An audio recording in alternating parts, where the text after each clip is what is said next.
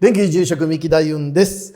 本日も怪談説法を始めさせていただきます。ということでですね、大体コラボ以外は私がこのチャンネル一人でお話しさせていただくことが多いんですけれども、実は今回からになるのか、時々出ていただく形になるのかお忙しいのでわかりませんけれども、ちょっと時間を許す限りはぜひ出ていただきたいなということで、本日からですね、この方に来ていただきました。山口とんぼさんです。はい。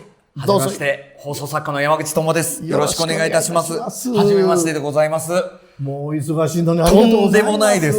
大丈夫ですか、僕で。全然大丈夫です。本当ですか？本当に大丈夫です。なんか不思議、もう今こうしているのが不思議でしょうがない。いや、本当ですよ。めちゃくちゃ嬉しい。いや、こちらこそ嬉しいです。お声掛けいただいて。実は人類大会議の方では詳しくお話しさせていただいてるんですけども、とんぼさんと出会いが、ちょっと小ヤッキーさん。そうです。小ヤッキーチャンネルでコラボした時に、僕連休時にお邪魔させていただいて、そこが初めての。その時から私のスタッフさんに、とんぼさんって前にもお会いしましたよねって聞くぐらい、で、いや、スタッフさんが、いやいや、初めてですって言われたぐらい、なんか、ずっと知り合いなような気がしてるんですよ。いや、でも僕もね、初めて会った気がしないな。なんかね、喋りやすいなとは思ってたんですけれども。何ですかね、これは。何なんでしょうね。なんか、本当に、合ってるのかな、どっかで。ちょっと、小ヤッキーさんに対してもそうなんですけど、とんぼさんにも、ちょっとこれだけ聞いてっていう、なんか、いうのが、次々出てくるというか。本当ですか。で、怪談これさせていただいてますと。怪談するんですね、今から。そうなんです。怪談するんですよ。怪談話。怪談、で、これ、怪談するときに、撮り終わった後に、これ言うの忘れてたとか、後になってから、そういえばこういうことあったなとか、これ、掛け合いでやってると、私の方もすごくそれが出てくるなと。本当ですか。ご覧の皆さんにも詳細にお伝えできるなと思って、ちょっと思ってるんですけども。嬉しいです。その相手が私でいいんですか？できればレギュラーで。いや、本当ですか？本当にぜひありがとうございます。本当に嬉しいです。いろいろお仕事されてるんであれですけども。とんでもないですよ。ちょっと暇な時間をお付き合いいただけたら嬉しいな。いや、こちらこそありがとうございます。皆さん本当によろしくお願いします。ありがとうございます。とんぼさんっていうお名前が、もう絶対前に進むバックをしないという縁起物ですからね。ですよ。キングコングの西野さんに名前つけていただいたんですけれども、なんかそのとんぼの由来自体は、そのとんぼ鉛筆ってあるじゃないですか。ブランドのとんぼ、ありますね。放送作家っていう仕事だから、鉛筆、書く仕事の鉛筆で。僕メガネかけてなかったんですけれども、作家っぽいからメガネかけろって言われたんですよ、西野さんに。でメガネかけるようになって、でなんかその時丸メガネかけてたんですよ、滝廉太郎みたいな。でそのメガネと鉛筆でトンボにしなさい。でしかもトンボってその勝ち虫ってね、先ほどミキさんがおっしゃってくれてたように、まっすぐしか進めない縁起のいい虫やから、絶対その名前がということで。トンボという名前をつけていただきまして。いや、素晴らしい。嬉しい。で、実はトンボさんがここへ来るのも私は偶然じゃなく必然だったなとちょっと思ってまして。何ですか、ミキさん。連休時に私が、もう実際はなかったんですけど、初めてこのお寺に来た時が学生時代だったんですよ。ここの先代の、先々代の奥さんのお葬式に、ちょっとお手伝いで学生時代来たことがあって、その時に、ステンドガラスの部屋に通されたんです。ステンドガラス、めちゃくちゃ綺麗なステンドガラス。綺麗。うわ、綺麗だなと思ったら、そこに綺麗な着物着た女性が現れて、お茶出してくださって。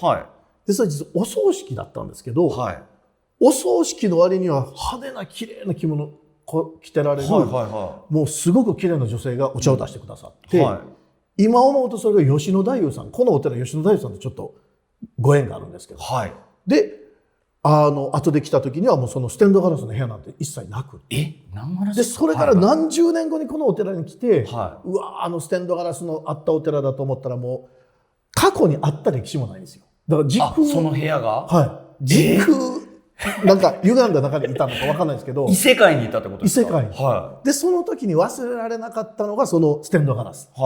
もうステンドガラスの部屋があったってずっとあったんで、実はステンドガラスを玄関のところにちょっと作ってもらったりしたんですけど。なるほど、はいはいはい。でその中になんか住職注文あったら言ってくださいって言われて、もうお任せします。もう絵自体は。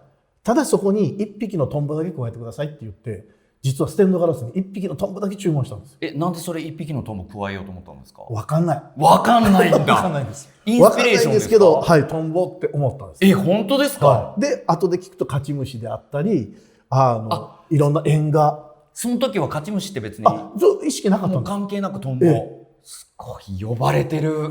で飛んできてくださったんで。飛んできました。呼ばれました。ますますちょっとこのチャンネルもなんか登録者増えればいいなと思ってるんですけど。嬉しいです。ありがとう。よろしくお願いいたします。よろしくお願いします。でまたこれ不思議な話を私一人でしてると、なんかスタッフさんからあの時のあの話もしたらどうですかって昔はよく言われたんですけど、もう日常が不思議なことが多すぎて。そうですよね。ついさっきもなんか宝くじ7回当たったんですっていう方がお礼参りに来られて、そうよくわかんない。そんな確率の人いますか？7回連続当たったらしいんです。連続ですか？本当ですか？なんかお礼参りに来られてたり、でもお聞きしてもそうなんですねぐらいなんですよ。もう7回連続の人が来ても、それはもうバグってますわ。それはバグってる。麻痺しちゃってて。で不思議なことがあって、物が動いてても、もううちのスタッフも慣れてきたんですよ。物が動いてるってどういうことですか？例えばですね、勝手に電気がつくとか。なるほど。でトイレの扉が開くと。でしばらくしたら閉まるとか。ラップ現象みたいなのとかってことですか？ラップどころじゃないです。もう明らかに物質が移動してたりするんですけど、もう不思議慣れしてしまって、さっき戸が開いたり閉まったりしてたけど、最後閉まったからもう一回見ときますねみたいな。みんながもう共同生活、お化けとのがあって、だから不思議なことがあってもあまりこう自分でそう言われればそうかっていう。でこれも例えばトンボさんとこの間グアムに行かせていただいた時に、いや不思議ですねって言われて初めてそう言われたらそうかっていう感じなんですよ。そうです。グアムでの出来事があったんですよね。ちょっと話していいですか？グアムで手に入れたね、このものがあったんですけれども、それは翡翠という石で、その石をこの袋に入れて、たくさんこの翡翠が入った袋を持ってたんですけど、その袋がなくなっちゃって、どこに置いたのか分かんなくなっちゃって、でこれどうしようかっつって、結構夜も遅い時間でこの探すのも難しいなっていうことだったんですけれども、やっぱ探さないとちょっと気持ちよく寝れないなっていうことで、夜一人でね、このホテルの外とかをブラブラこう探してたんですよ。こうやってで探してて、でもうホテルのすぐそばもビーチがあったんで、そのビーチとかもくまなく探してたんですけど見つからない。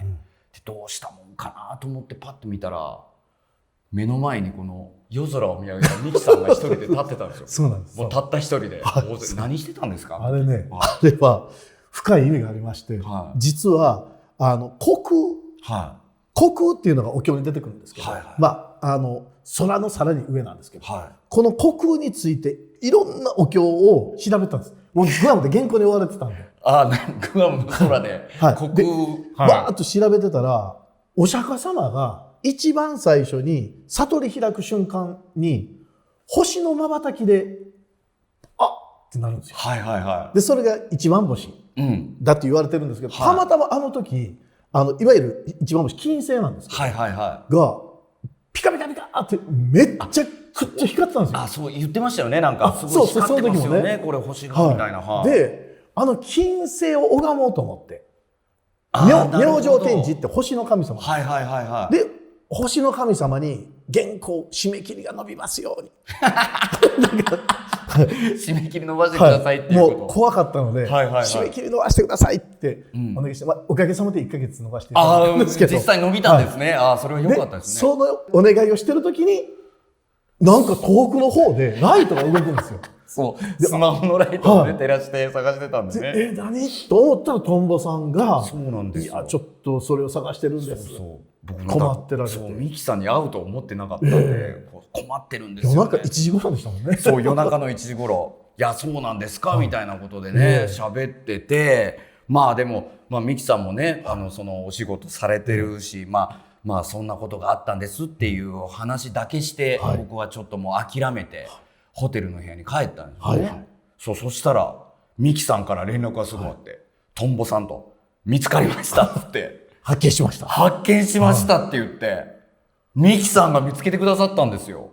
だからあの時ミキさんに会ってなかったら僕はもう絶対見つかってないですからね、あれは。そうなんですかね。そうなんですよ。でもそれはもう瞬時にトンボさんとお話ししてる最中にもうあそこにあるっていう信じられないわマジで。ピンときたんですよね。そうなんですよね。でそれあれなんていう場所ですか、あれなんか。なんていう場所、なんか小屋みたいな場所なんですけれども小屋の中にこれねでもね探しようがないんですよ、その小屋は。ちょっと言葉で伝えるの難しいですけど、そこにあるなんて思わない小屋なんですよ。ホテルの方に許可得ないと中入っちゃダメじゃないですか。まあそうですよね。で私はちょっと入ろうと努力したんですよ。この中に絶対あると思ったんで、そしたら私のスタッフさんから止められまして、怪しいことしないでくださいって言ってたら、たまたま支配人さんが前を通りかかって、でちょっと開けていただいたら中にあったんですよ。これ本当ですからね。支配人さんもその時は絶対こんなとこないですって言ってくださってたんですけど、何を言ってるんだと。こうないです。でもし落とし物とか何かあっても全部フロントにそうですよね。そうなんですよ。ここにはないんですよって言ってあったって言って出てきてくださって。これかね。だからもうだからあの時本当出会ったのもこのご縁ですし。そうなんですよね。いやもうすごいなと思って。でかと言って、よく私スマホとか車のキーなくすんですよ。なくすんだ自分は。でそれはなくした時にここにあるなみたいなことは出てこないんですか？出てこないんですよ。どうしようっていう。だからなんかね、自分のことダメみたいですね。なるほどね。積極的に探そうとかじゃなく、なんかインスピレーションみたいなのがあって、でこれが多分トンボさんとの出会いもそうだったなと思って。なるほど。なんかこのチャンネルで聞き手の方欲しいなとかって思ってるとまた違う結果になっちゃうんだと思うんですよね。だからなんかその時自然の流れというかに逆らわずにいくと物事ってうまくいくんですね。いや嬉しい、ありがとうございます。本当に。でそういう物事って流れに乗るとうまくいくじゃないですか。そうですね。という中で私これ中学の2年生だったと記憶してるんですけど、この時の話を思い出したんですよ。なるほど。これちょっと今の流れと似てましてね、とあるお寺がありまして、このお寺にもう夏になったら必ず友達と夏休み入った次の日から終わるまでそこに暮らすっていう。暮らす。もう子供たちだけで。秘密基地みたいな。秘密基地みたいな。でそこのお寺っていうのがもう廃寺で誰も住んでられないんですよ。だからもうそこへ行って、で廃寺なんでちょっと怖いんですよね。まあそうですよね。雰囲気不気味ですよね。雰囲気も不気味で、でちょっと怖いんですけど、友達数名と行くとそういうのも払拭されてっていうのでいつも行ってたんですけど、ある時ですね、京都のちょっと北の方のお寺なんですけど、電車で2時間ぐらい市内からかけて行って、無人駅みたいなところがあって、そこから降りてそこからバスでまた1時間ぐらい行ったと思う。なかなかもう本当に山の中なんですよ。で行こうと思ったらその日ね、バスがちょっと早めに出ちゃってたんですよ。で待てど暮らせどバスが来なくて、でおかしいなと思ったら近く通りすがりの方が「もうあのバス行っちゃったよ」って。あと3時間ぐらい待たないと。間が長かったんですね。間が長いですよ。でも3時間友達といたらすぐやしと思って待ってたんですよ。そしたらどっしゃ降りの雨がダーって降り出して、で実は山崩れの関係とかいろんなことでバスがそのまま来ないことがあるんですよ。またこれも近所の方に言われて、バス来ないのかもしれない、もうこんだけ雨がきついとわからないよって言われて、でうわどうしようと、そしたら一人の友達が歩こうと。なんすかそのスタンドバイミーみたいな。そうなんですよ。もうスタンドバイミーも映画見たとこでみんなで歩こうみたいなのでリュック背負って3人でずっと歩き出すんですけど、まあ30分も歩かないぐらいで、めっちゃくちゃしんどくなって、いやそりゃそうですよね。でもちょっともうこれちょっと休もうって言っても、もう山道に入っちゃってたんで。もう入っちゃってたんだ。休むとこないんですよ。はい。でもどうしようと思って、でたまに車が走るんですよ。はいはいはい。もう本当にもうそのビュンビュン来ないんですけど、たまに軽トラがわーっと行ったり、はい、でもしあれならもうヒッチハイクするしかないと。すごいですね。はい。もう半分命かかってましたから、でヒッチハイクしようってなって、車が来たらみんなでもう体張って止めようみたいなはいでやってたら、バーッと車が来たんで、みんなでわーって止めに行ったらもうブーブーブーって鳴らされて、いやそうですよね。で乗せてくださいって言ったら無理無理って言って3台ぐらいそんな感じだった。はいはいはい。で言ってるうちに日が暮れてきて、でもこのままどうしようで、これね私がリーダーみたいな気持ちでいるわけですよ。はいはいはい。私の知ってるお寺に連れて行くので、そうですよね。友達風邪ひかしてもダメだしとかいろんな心配事が私の中であって、じゃあ友達ちょっと荷物ここで置いて待ってて、はい、俺ちょっと車探しに行くからって言って一人でわーっと先まで行って、はい、でもよく考えたらその道一本道なんで先行ったらあかんわ、確かに確かに逆に戻らんとみたいな、確かに確かに。でいろんなことしてたらまたねもう忘れもしない白い車がブーッと来るんですよ。はい1台の、はい、なんかね昭和っぽい本当に昔のセダンはいはいはいはいの車がバーッと来たんですよ、で私が思わず「もうお願いします止まってください」って言って、やったらその車の人が止まってくださって、で何にも言わずに荷物乗せなさいみたいな。優しい優しい、ありがとうございます。でもフックもべちゃべちゃですから、べちゃべちゃですよね。このまま入っていいですかって言ったら、もう入りなさい入りなさい。優しい。でどこまで行くのって言われたんです。ところが私これバスでしか行ったことなくって、大体の風景で降りてたんです。なるほど。駅名というより、ここみたいな、なのでちょっと駅名が正直分かんないんですよ。だからそれは困ったねって言って、車が出発するんですよ。であれちょっとなんかこう愛想のいい感じの方ではなかったんですね。怖い。であれちょっとなんか怖っと思いながら、ずーっと行きながら「すいませんもうこの辺でいいです」ってもうちょっと怖くなってきて。そうですよね。結構走っていただいたんで、もうこの辺からなら歩けるかなとかいろいろ考えて言ったら真っ暗なんですよ周りがね。もう暗くなっちゃって、こんなに暗い中目的地探せるって言われたんですよ。いや探せないですけど、このままどこまで行くかも分かんないし、そうですね、もう大丈夫です大丈夫です、ここら辺で降ろしてくださいって言っても「いやいいよいいよ」そんなぶっきらぼうな感じなんですか。ぶっきらぼうなんですよ。怖っ。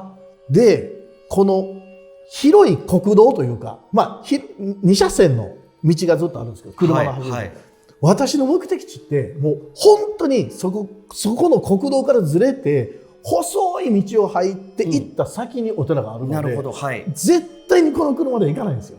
なるほど。もうどこの国道で止まらないと。でもういやもうここら辺でいいですって言っても、いやもうちょっと乗せてあげる。怖い。目的何なの？でいやもういいですもう大丈夫ですとか。で友達ともどうするみたいな。だから多分お金やからお金出した方がいいよ話になったり。なるほど。お金目的だこの大人は。この人はもう絶対お金。でいくらぐらいです。僕300円出すとかね。いやそれは子供ですからもんね。中学2年生。ごめんなさい中学2年生ですから。なんとか集めて1000円。1000円で行こうと。で運転手さんすいません1000円お渡しするんで下ろしてくださいって言ったら、いやお金はいらないいいよって言ってまだずっと走るんです。走り続けるんですね。でそうなったら中学生とはいえねもう戦うことを考えるんですよ。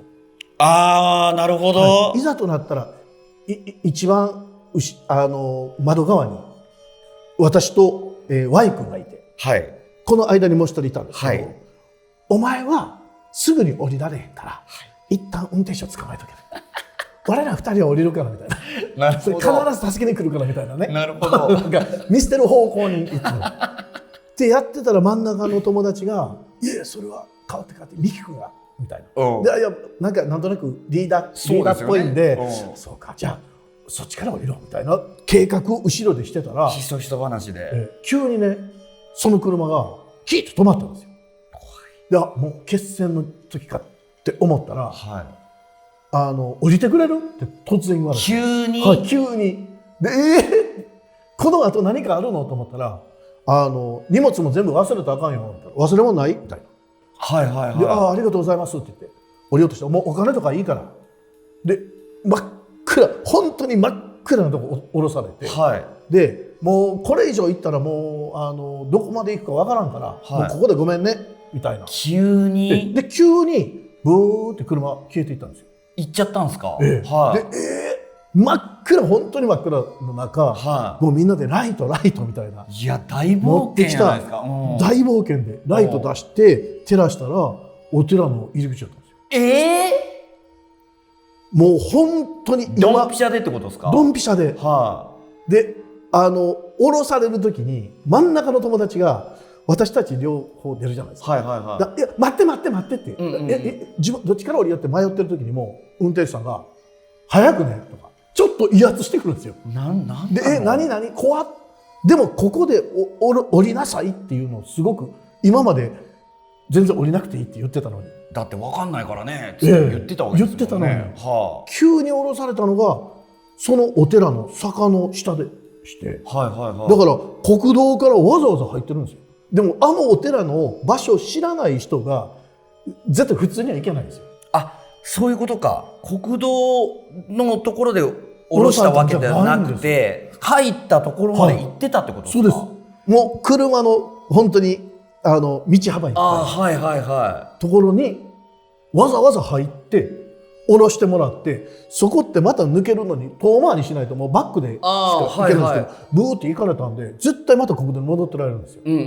だからもうピンポイントで私をそのお寺に届けてくださったというか、すごいじゃないですか。もう目的地通りのところに、でこの話をこの真ん中にいた友人にしたんですよ、大人になってから。なるほど。そしたらあんなことあったよねって、こんなことあったよねって言ったらちょっとだけイメージが違って、真ん中の友達は、じゃあ降りてって言われた時に最後「早く降りろ!」って怒鳴られたって言うんですよ。怖い。だからものすごく怖い思い出で、もうその話すると「やめてやめてやめて、あれ絶対あの人あの後」ってこと言うんですけど、いや結果優しい人やったよって言ったんですけど、大人になってもまだトラウマになってるぐらい、もうそのイメージが植え付けられちゃってるイメージがあって、で中学2年生の夏の話なんですけど、それ以来彼は後部座席というと真ん中に座らないようにしてるぐらい、もうトラウマになっちゃってるんだ。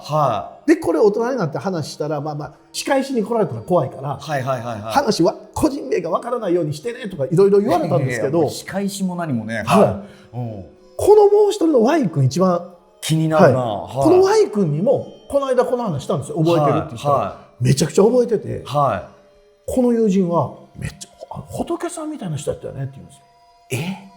もう気をつけて、忘れ物ない、最後まで優しさで、濡れててもいいよ、お金なんかいいよみたいな、すっごい優しい人やったよって言われて、降りる時も優しかったって言ってるんですか。そうなんです。でこれをもう一回ちょっと YouTube でやっていいかなっていう話したら、いやもう多分もし本当にあれ生きてる人間だったら喜んでくれてるし、でもあそこでピンポイントで降ろされたから多分あれは神様の使いとかって今思ってるっていう話を聞いて、全く3人なんかちょっとイメージが違うんですよ。ていうかもうこの真ん中のこと Y 君に関してはもう真逆のイメージを持ってて、でも今思うとあの時素直に乗せていただいて、で降りてって言われて降りて、なんかね、あれがなかったら無事あの日たどり着けてませんし、もちろんそうですよね。下手するともうそのまま大きな事故になってたかもしれませんから。確かにね、でもなんかね、やっぱり私はどっちかというと Y 君より。なるほど、もう仏様のような。そうです、今思うと、その時はちょっと私も真ん中の友達よりやったんですけど。でもそうですよね。でもその真ん中の友達はもう後部座席の真ん中に乗れないぐらいのもう記憶になってるって、そっちが本当なんじゃないかって思っちゃいますけどね。だからなんかこの話をしてその犯人が聞いててみたいなことを言うんですよ。犯人って何を私してたし、そもそも犯人ではないかもしれないですけど、でもそれってよっぽどじゃないですか、それぐらい思うって。いや怖かったみたいです。不思議だな、でも。不思議なんですよ。で、大人になって、ちょっと若干不思議だなぐらいには思ってたんですけど、改めて今のこの年になって、余計にそれがね、なんか不思議だなって感じるのが、縁みたいなのってあるじゃないですか。ありますね。だからやっぱりなんか、なぜこの人と会ったんだろうっていう。で、この真ん中に座ってた、これ、ちょっと、名前とかイニシャルも出さないでって言われてるんで出しませんけど。だから、Y 君でもないわけですね。真ん中の友達は、それから警戒心が強くなって、海外でも詐欺に遭いかけて助かってたり、教訓にはなってるらしいですよ。なるほど、なるほど。夏の出来事が。なるほど。自分には生きてるんだ、じゃあ。そう。だからなんか、いろんな人と会うじゃないですか、人間は。で、人間関係いろいろありますけども、でも、それらひっくるめて勉強していくこと。だから嫌な人も世の中やっぱりいますし。いますよ。で、悪い人もいますし。でも、その反面すごくいい人もいるし、でもその人たちの出会いを選別するんじゃなく、なんか自分の力に変えていくというか。なるほど。こういう人にはならないでおこうとか、こういう人になるように頑張ろうとかっていうふうに、人との出会いを良縁って言いますけど、良縁に変える方法って、やっぱりこっちの問題なんですよね。なるほどね。だから私、トンボさんとお会いしたときに、絶対これどっかでこういう時間が欲しいなって思ってたら、これからね、作っていただけそうで。本当ですよ。嬉しい。と思って上手にまとめますね、ミキさん。でも、その良縁が、始まりはどこかっていうと、小ヤッキーさん。そうですよ、小ヤッキーさんが。人類大会議の副会長、勝手に私が言い始めて。小ヤッキーさん、副会長だったんですね。副会長って勝手に言ってるんですけど。いや、でも小ヤッキーさんが連れてきてくれましたからね。そうです。はい。怖い。なんか不思議なことが起こったのかと思った。電話が急に流れてすみません。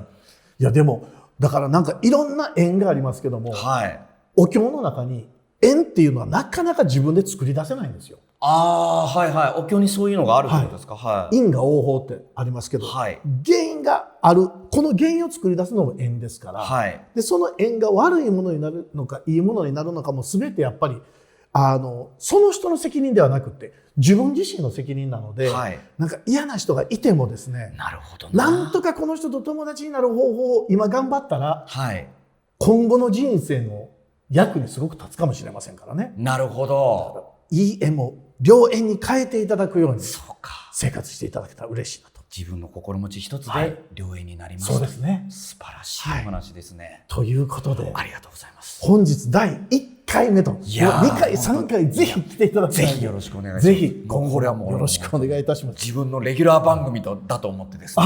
嬉しい。取り組ます。ちなみに、トンボさんも怖い体験ってあるんですか？いや、僕ね、本当に、雨がバーンって降ったっていうことで思い出した話が一個あって。ちょっと。いや、でも、これ、でも本当に、なんていうんですか、何のオチもない、本当にリアルにあったお話で。いや、でもそれ面白そう。いや、これね、本当短いお話ですよ。でもこれが何なのか、別に怖くないのかもしれないし、よくわかんない話で、次回に引っ張るほどの話じゃないっていうことだけをお伝えしておきます。お楽しみに皆さんお待ちしてください。ぜひ。じゃあ、今後もまたこれからどうぞよろしくお願いいたします。よろしくお願いいたします。皆さんもよろしくお願いいたします。ありがとうございます。ということで本日も怪談説法、これにて終わりとさせていただきます。どうもありがとうございました。ありがとうございました。